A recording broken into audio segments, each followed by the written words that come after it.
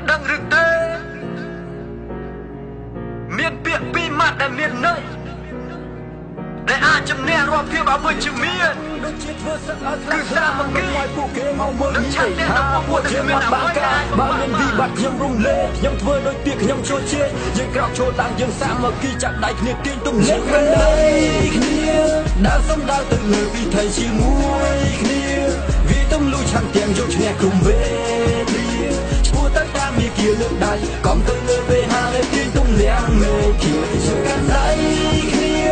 ដើរសំដៅទៅលើវិថីជាមួយគ្នាវាទំលូឆាន់ទាំងយកឈ្នះក្រុមវេលាឈ្មោះទៅតាមមាគ៌ាលើកដៃកំទៅលើវេហាលើទាញទំនាក់មេគីអ្នកដឹងឬទេមានពាក្យពីរម៉ាត់ដែលមានន័យ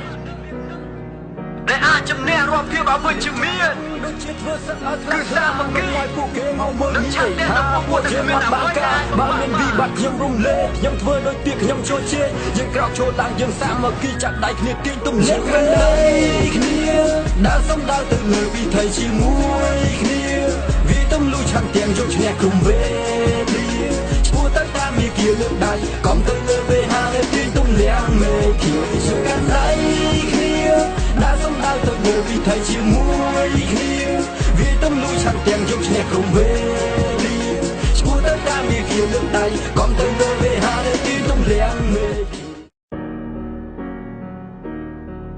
គីអ្នកដឹងឬទេមានពាក្យពីរម៉ាត់ដែលមានន័យ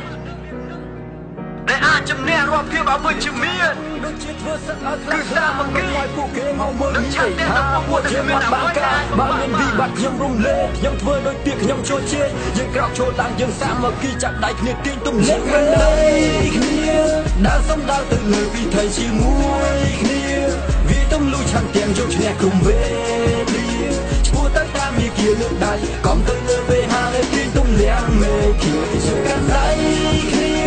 ដើរសំដៅទៅលើវិថីជាមួយគ្នាវាទំលូឆាន់ទាំងយកឈ្នះក្រុមវេលា